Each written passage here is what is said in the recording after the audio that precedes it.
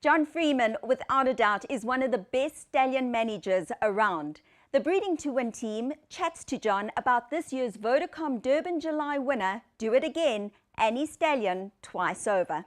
Well, the Vodacom Durban July, obviously one of the centerpieces of the South African racing calendar, and what a race it turned out to be as well. A slowish pace, but take nothing away from a fantastic Snaith performance.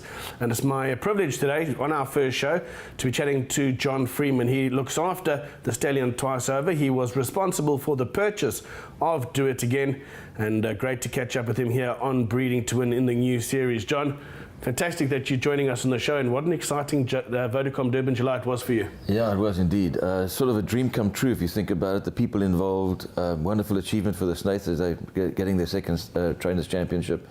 But more importantly for twice over, Clover Flay's fantastic young sire whose first crop is just setting the tracks alight. Well, let's go back all the way now, because obviously you were instrumental with Bernard in getting twice over, and at the time he was probably the best performed racehorse internationally to arrive on these shores without having tried a season at stud anywhere else. No, that's exactly true, Grant. I don't think there's anything that's no stallion that I can think of in my memory, and 43 years later, has come to this country with 4 Group 1 international races for a first season. Others have come here with some nice performances, but first time around, and it was very lucky that we got him, because after Sir Henry Cecil died, Khaled Abdullah had the surfeit of champions. I mean, you think about Frankel. How would he have possibly stood 2 new stallions and Frankel, 3 at the same time in one stud? It's just not possible. It's very few studs can cope with that.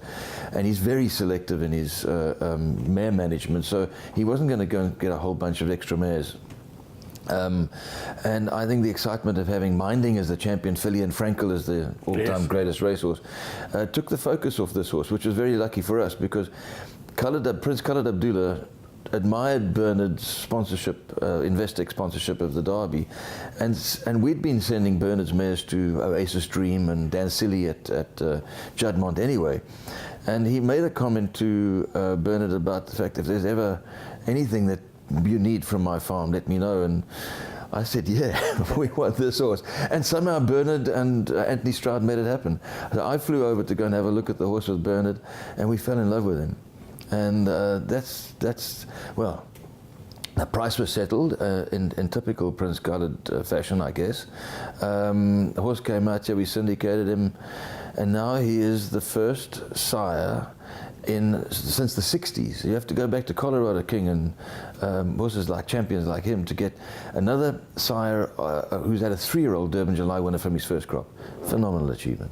John, one of the exciting parts as well, I think you assembled a really top syndicate for this horse as well. You've got nearly all the players involved. Yeah, it's a good team. There's a tendency amongst the top breeders in South Africa to get involved in the better horses, and they sort of spread themselves through these horses, and thank goodness, because without them you would never be able to afford a horse like this. No. Now, you were very instrumental in choosing 2 of his Group 1 winners, both Sand and Sea and now Do It Again. Tell me, firstly, Sand and Sea, he came out relatively as a 2-year-old and shocked us, because we weren't really expecting that from twice over. Yeah, twice over himself was undefeated as a 2-year-old, but remember his races were around the turn. Yeah. Or the first 1400-meter races. And a mile, actually. The thing about the early twice overs that started winning up the straight, we were gobsmacked because we weren't expecting them. You get a horse who won 4 Group 1 races over 2,000 meters with his sort of pedigree, with world champion miler father and a classic winning female line, and a horse himself who went 2,000 meters. You weren't expecting that. So we were doubly delighted that they started to win up the straight and got very excited. And then a little concerned, saying, well, they shouldn't be going up the straight. So Sand and Sea comes along and blows us away the way he did. I mean, winning that gold medallion the way he did was just from near last to come and bowl them over. I always thought, when I did a pedigree analysis for Jack, that the horse would want to go further. There was a disagreement amongst others and the partners at the time that said, no, listen, let's keep him up the straight. I think Dennis has now had to do a wind-up on the horse. I think maybe it was a little bit too much too soon for that horse. He's a beautiful, big, strong horse. But I think now you're going to see more like Double Mint, who just won the Highlands Winter Derby last Saturday, and a very easy, ran wide. Yeah.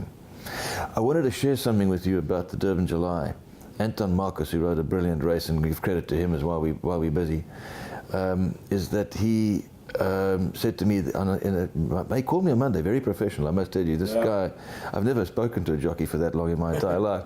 But what he said was so intelligent and so on the button. He said, John, if this horse was drawn 1 to 6, not 14 where he actually ran from, he said he would have won the race by 3 or 4 lengths. I think we might have a very nice horse in our hands. Yeah, I think he's going to go through. Let's talk about him when you spotted him in the sales ring early on. What made you like him? What was his attributes that caught your eye? Well, no, I'm going to give all my secrets away. but basically, I think there's a type of twice over that I prefer. Right. And we bought a beautiful grey colt, some Highlands at the Cape CTS sale this year, Premier sale, similar make of horse. Okay. Much like the father. Very athletic, big, strong horse. And I think that's the key. Yeah, absolutely. You actually also won one of the early juvenile races with the daughter of Twice Over. Lacerta came out in the 800 metres. The very first one, out of a Captain mare. And you know, interestingly, Bernard Cantor, bless him, you know, his loyalty and faith in this horse led him to have the first 7 winners. So it was very appropriate that he has both Group 1 winners as well. Yeah. There was no question about the fact that Bernard was going to be involved in buying. Funny enough, Bernard wanted to keep a few shares while we were syndicating, and the syndication happened so quickly that he actually found himself without a share, and we closed the syndicate off with 5 more shares than we actually designed on selling in the first place. And so the syndicate voted to give Bernard a life service right to thank him for doing what he did to get us the horse. And then when we went to the sales, every time there was a Twice Over on the sale that I liked, I phoned him up, Bernard, he said, okay, we're in. John, let's just go back. Obviously, now we've got to do it again. He came and started showing that he was well above average here in the Cape season. He ran a couple of cracking races. Justin was always pretty bullish, saying, he was. This is my Durban horse. Yeah, he was. When he ran second in the Derby, once again, you know, loafing around the back. He wasn't a laid-back horse, you know. He had a twisted testicle when we bought him, which I knew in the vet certificate, but we took the calculated risk of saying, you know, well, we'll see if it bothers him. So sometimes it does and sometimes it doesn't. In his case, he started to get a little bit uppity about it, and not a little bit uppity, in fact, it needed to come out. Yeah. So we gelded the horse. And I think that that's going to be his long-term plan, because he's a gelding, like Pocket Power, you know. Yeah. They tend to train on instead of hemo-concentrating. He went to KZN and he was absolutely facile in his victory in the Guineas. Yeah. And then a little bit disappointing, one would say, probably. Well, as Justin said, second run after arrest, you know, maybe that was the... And I think that's where he lost a bit of his flavour in terms of the July betting. Yeah. But then all of a sudden, closer to the race, he started shorting and well, the rest is history. The nature of the race. I think Justin done a great job with him, and I cannot wait to see him run in the Cape Town season. But, you know, let's not take any attention away. Justin, credit to him, and fantastic for the owners, who are really seriously important people in racing. Thank goodness for people like them. To have Twice Over get 2 Group 1 winners and a classic winner from his first crop. There's only 2 sires that I've found in 30 years that have had 2 3-year-old Group 1 winners from their first crop, and he's the 3rd. And especially that come out and do the July in his first crop. Yeah, and you've got to go back to Dancing Champ to find the other one. Yeah. So he's got a great track record early on in his career already. The relationship with you and obviously the partners in Do It Again, obviously special as well, because they're not just clients of yours, they're friends of yours as well. They are lovely people, and so meaningful for racing. Thank goodness we have people like that are prepared to invest in our industry, because that's what it's all about. Breeding season not far away. Obviously your stallions are looking pretty full. Twice Over, just about full, or is he full now? No, he's full. Is he full? Yes, in fact, all of Give Me the Green Light. Where do I start? Capnell's no longer with us, sadly. Dynasty is reserved for shareholders only. If you want a service, you've got to get through one of them. Give Me the Futura's doing very good book. He's got nearly 100 mares already. Give Me the Green Light's fully booked. Karari's fully booked. What a Winter's fully booked. Twice Over's fully booked. Who have I left out? You've got an easy breeding season this year. Your stallions are full. There's a couple of the younger boys. Oh, Master of My Fate's fully booked. Jackson's got a very good book. There's a couple of the younger boys. Pathful can take a few mares, and he's just had a Group 1 winner recently. A horse like Wiley Hall, who's got his first 2-year-olds to run soon. I must tell you, I've bought 5 of them, and I love them. I bought a very nice filly Paid a lot of money for it, 650,000 rand at the national yearling sales. My clients like them, we respect them, so I'm hoping that he's going to be the next rising star as well. Just quickly touch on Doublemint before I end with you. Obviously, you were instrumental in helping the Fosters with some of their matings as well. Yeah, I did. What mares do you look at to go to a horse like Twice Over? Very interesting you say that, because I did a mating for Charles Gregson, another of my English clients, not so long ago, before the Durban July actually. I said to him, Doublemint's pedigree, he's out of a mare that's Tail of the Cat mare, who's by Stormcat by Stormbird. And do you know that Observatory's second dam is a 3-part sister to Stormbird? Okay. So you're opposite sex crossing, a very important link. I like to do that sort of stuff in pedigrees. So I think that sort of pedigree will suit him. Physically, I think that we need to breed more of the type of Twice Over himself than trying to get little mares upgraded by a nice big tall leggy horse, because I don't think that that's his forte. But pedigree-wise, I think the jury's out at the moment. He seems to throw to the mare, because although Sadler's Wells has also enjoyed some success with him, we sent him quite a few little Captain mares early, and I think a bigger type of Captain mare would be his better mark now. Fantastic stuff. I think there's plenty of excitement to come with him as a stallion, isn't there? Yes. That's a great game. I love it. Brilliant stuff. My reason to get up in the morning. Brilliant, John. Thanks very much for joining us. Thanks, It's been a pleasure, and thank you. Nice to be having you on as our first guest. Thank you. And we'll be back shortly. We've got a couple more little interviews coming up. Fiona's going to be catching up with Jono Snaith just to go through the Snaith success out in KZN. We're also going to bring you a different story when Fiona caught up with Corne Orford just to find out how his July didn't quite go according to plan. And it's Do It Again by a length and a half. Do It Again shakes the ground beneath him. And Do It Again has done it.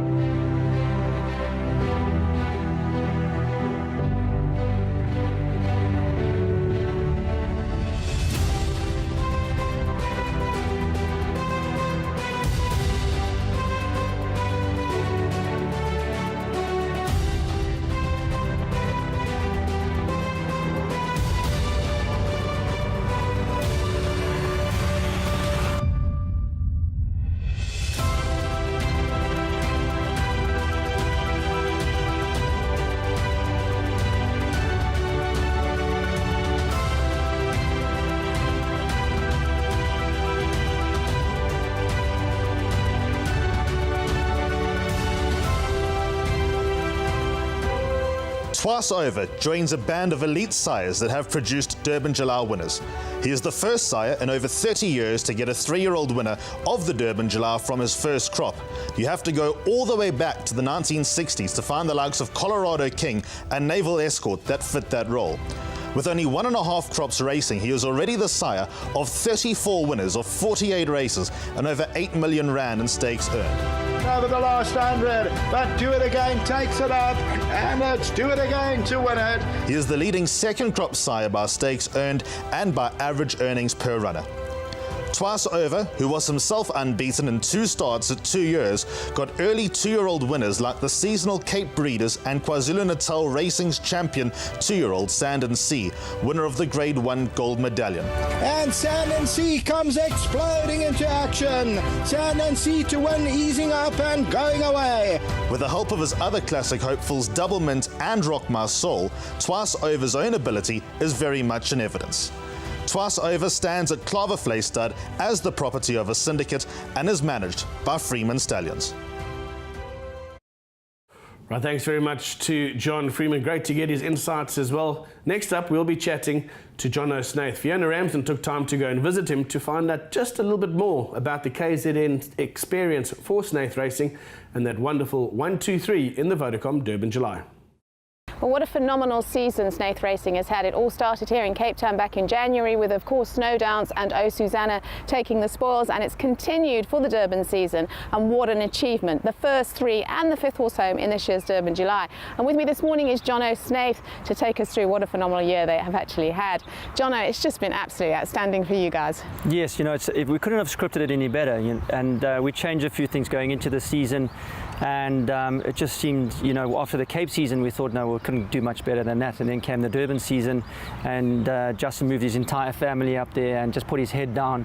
The only thing he took with him was polo ponies, so he did horse racing, polo ponies, horse racing, polo ponies, and he's just been phenomenal. And you know, I think he's the best trainer in the country, but I'm a bit biased. Absolutely, no, he's certainly showing that. And obviously, you went to Durban with a strong hand. Yes. And just to qualify that amount of horses for the Durban July in itself is an amazing achievement.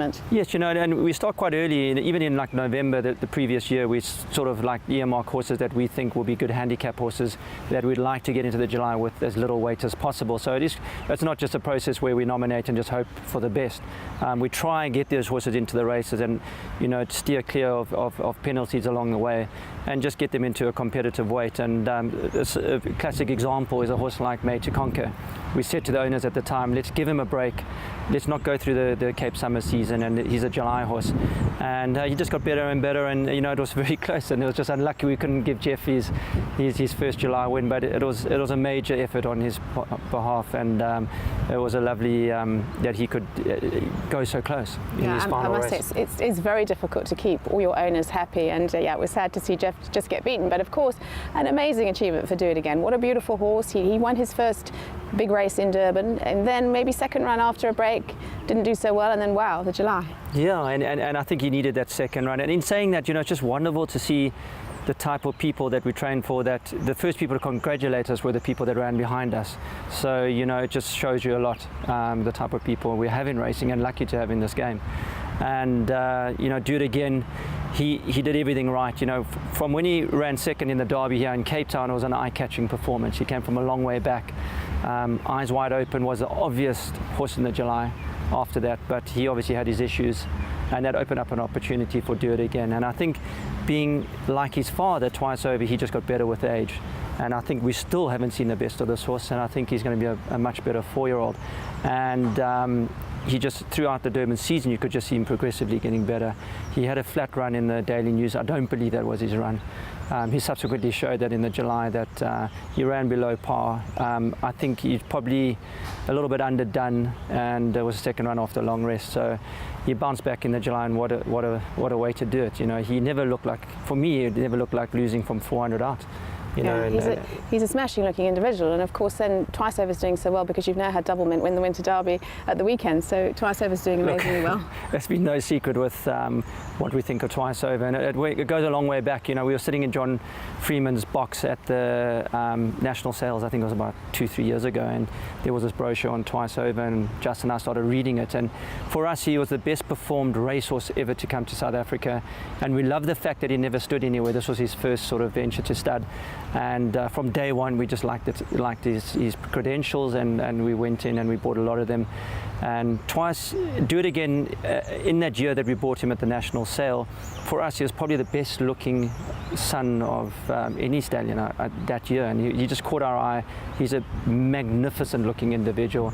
And in that year, the one that the other yearling that really stood out for us was Sand and Sea, also by Twice Over, that Dennis Dreyer trained. And I thought before he had his issues, he was a champion. I mean, he won a Group 1 at 2, and I think he would have gone the whole way had he not had his problems. So a stallion to throw those types of horses in his first crop is just phenomenal. So they're two very good looking individuals, Sand and Sea as well. You know, a lot of our stallions are getting to that sort of age. And for Claverflare, what a replacement for Captain L. You know, and we were huge fans of Captain L, and he did us proud. We had many Group 1 winners out of Captain L's progeny, and hopefully Twice Over is the next. And we went and bought a lot this year. The prices, you know, he had a bit of a quiet spell, but we were shouting off, you know, this stallion is going to be the next big thing, and not many people listened. They were going for reasonable prices, and luckily we got, you know, a lot of his produce this year, and I think the future will look good, you know, and I think now people will take notice of the stallion. I think it's going to be very difficult to buy them now. So. Yeah, absolutely, it's fantastic.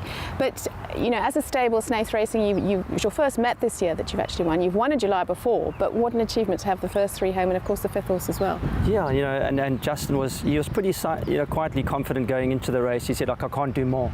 And he said the horses are just, he's got them all there, sound and amazingly well. The only disappointment obviously was African Night Sky. Things didn't go his way in the race, and he was forced to race early and over race early, and that cost him a major sort of chance in the race. But if you take him out of it, I think the other horses ran superbly well, and Justin produced them on the day phenomenally well, and our team's proud of him. He's gone to Durban, and we often gripe that he plays too much polo, but when he produces results like this, we don't complain. He obviously works very hard as well. It was just a fantastic achievement for you all as a family, because you're all very heavily involved. Yeah, and I mean, I took, we all sat back, and when the groom strike took place, Justin rode every one of his July horses, which I think there was 15 horses on the day, and he started at 6 in the morning. He rode every single one, and I think he finished at about 1 in the afternoon. So he got every single horse out, rode every horse, and that's when he actually phoned us and said, this horse, this horse, this horse, and he was actually quite right. Having ridden them himself, he actually sent to us on that morning. He said, I just rode Do It Again. Just tell Anton to get his head in the game. Yeah, you got a good feel for him. But going back to your owners, it would be lovely to please them all, but we can't do that all the time. But the owners of Do It Again are absolutely phenomenal. Bernard Cantor, the Mitchells, and of course Nick Johnson, who you've brought into racing, and he's doing so well. Yeah, and Nick used to be a huge polo player as well, so he's got an affinity for horses, and he goes a long way back with Luke Bales, who was very highly successful in racing as well. And the nicer partnership of people you couldn't put together, and what Bernard Cantor's done for horse racing alone over the last 6 months has been phenomenal. He stepped up to the plate, and I don't think people quite know exactly the extent of his involvement in racing. And Jack Mitchell, he's been a massive supporter of South African racing over the years, and just you could see that through his success. And and Nick Johnson, I mean, he's been phenomenal over the last year in terms of at the sales, and it's just nice to give something back to them, because they've been so supportive to us, and it was an amazing experience for everyone, and being down there with those guys just it was just such an amazing experience for not only Justin and myself, but our whole family were there, and it was nice to share it with them. And we went to the oyster box afterwards. We hired the lighthouse bar, and there was about 100 of us in there. And it was just nice that everyone came from the partnership. We went back, we watched it on the big screen in the cinema, the replay, and then we all headed off to the bar for some champagne. It was just it was a dream result. Well, congratulations to you all as a family. I think you've done a fantastic job this year, and I'm sure you'll go on to do just as well next year. We wish you all the best for the end of the Durban season, and look forward to the Cape season ahead. Thank you for chatting to us, John. Thanks, Vee. Thanks a lot.